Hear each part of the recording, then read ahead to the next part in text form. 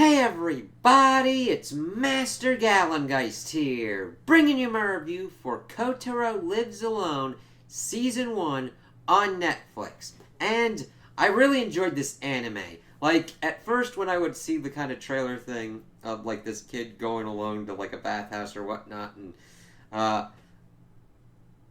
it just, like, okay, we'll see kind of how good this is. I thought it could at least be a pretty funny comedy. And it definitely is, but it does a lot to fuse that with serious subject matter as well. I'm not going to go, like, in depth into kind of like spoilers or whatnot, other than just pretty much the basic premise. It's pretty much what the title says. Kotaro is this 4-year-old kid who lives alone in this apartment complex, this kind of shabby one, and then pretty much has kind of various kind of adventures with the people that live in that place. Now, it doesn't get completely and utterly wacky like certain other comedies do, like just batshit insane. It doesn't get to that. I would actually put this up there with like Violet Evergarden. Now, granted, it definitely skews more comedic on that and doesn't have the technical kind of like art style or the kind of realism that Violet Evergarden does, but its ability to effectively balance its comedy and its seriousness works very well. It is an anime that really knows how to hone that in, because I've seen a lot that go and completely undercut their serious moments with some kind of strange ass gag that's just like, what? Or sometimes it's just tries to take itself way too seriously, and I'm like, nobody's laughing at this? Nobody's like commenting on the absurdity of what is going on here. It is able to make sure that its comedy does not come at the expense of the serious, and the serious does not come at the expense of the comedy. It definitely interweaves and works very well to make sure that the tone does not clash. Now, granted, this definitely has a flow style of like a more comedic kind of manga kind of thing going on, kind of like Komi Can't Communicate, i.e. like you'll have kind of little vignettes that kind of connect to each other, building upon kind of bigger kind of crescendos of what goes on as the main story arcs condense and kind of like come to their kind of resolution points. It's really kind of hard. I mean, I would get into spoilers, but the thing is, I don't want to like ruin and destroy certain things. They're like, yeah, definitely like see this on your own, because there's a lot of really good character development that goes on. There's not a lot of action that goes on. There's not a lot of fighting or anything like that. It's just mainly like seeing characters, understanding what they worked through, what their kind of like sometimes hang-ups are, and what they can kind of do to kind of move past them and kind of grow as a person. And you definitely see that because it happens because Kotaro definitely grows as well of what's going on.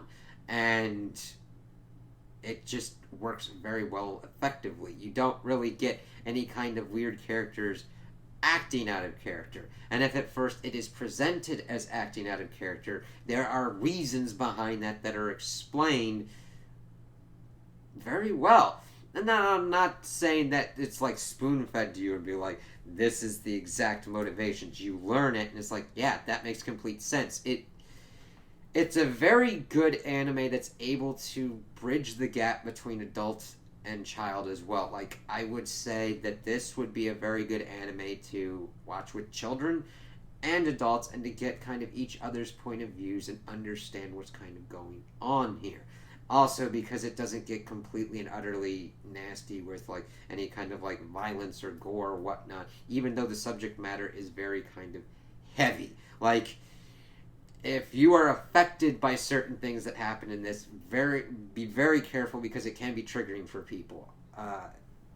Granted, I didn't have any of those kind of issues, but it does talk about like child abuse and child neglect and all different kind of stuff with that. So make sure that if you do watch this with like a child or whatnot, you're able to accurately kind of explain and help them understand what's going on with that, unless they're just pretty much taken in with the certain comedic elements or be like, oh, I kind of like that thing or that thing, you know what I mean? Like, this is not one to lightly do that with.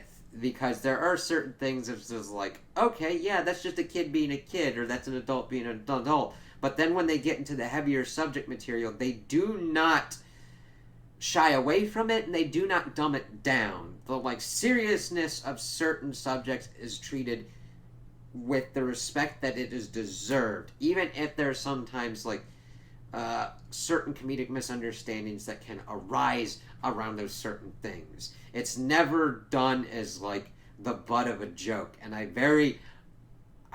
highly give props to those that created this anime, because that is a hard damn thing to do, and they did it well.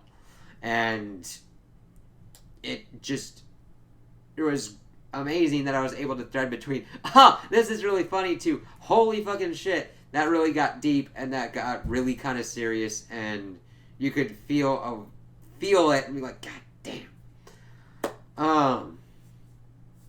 Shit. See, this is always kind of weird to do on the non-spoiler kind of ones to do, because I could deep dive into the kind of cool stuff that worked with certain characters or didn't work with certain characters. But overall, mainly, even though I've got certain characters that are favorites, I didn't hate any of the cast in here. Well, I really would have like a dislike of certain characters, but then I would get more information on them and understand why they're doing something and what kind of goes along with that. It's like, wow. It's very hard to kind of do that, where you have all these different characters that have all their different kind of hang-ups, and you're like, oh, okay, I don't actively hate them. Now, granted, that like is really a hallmark of like a good kind of writing team, to present various different characters with different kind of ways, and to do it in ways to make sure that you don't hate them.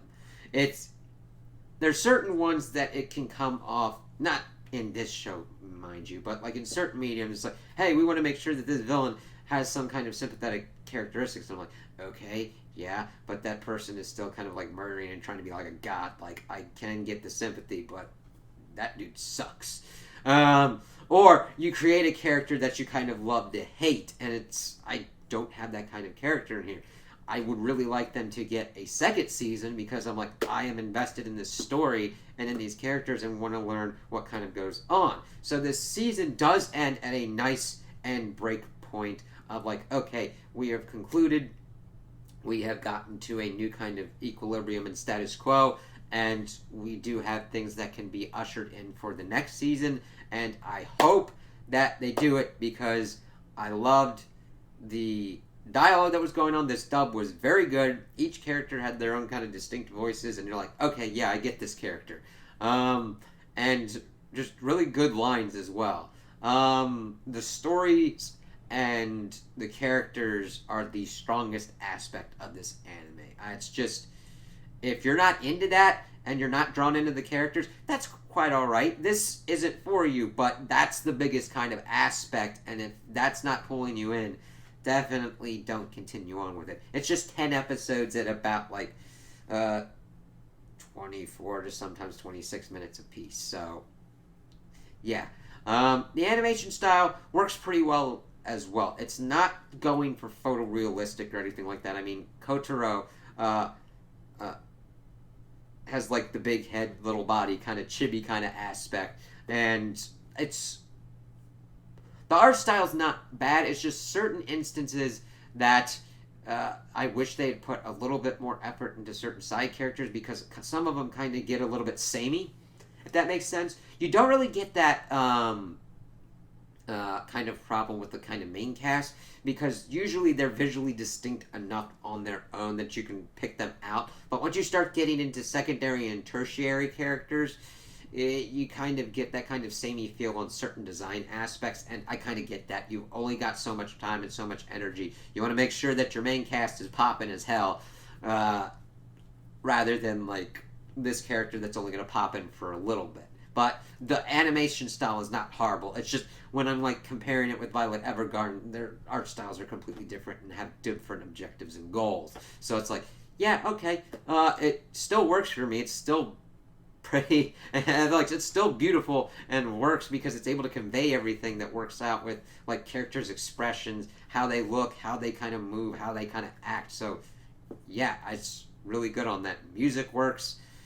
I really couldn't recommend this enough. I mean, it's 10 episodes, and the thing is, I would not have this on in the background because you're going to get pulled in at one moment, and then you're going to need to, like, and you get sucked in. Like, there are certain anime that are built to be put on in the background, and you're like, I'm doing something, and you don't need to actively kind of watch.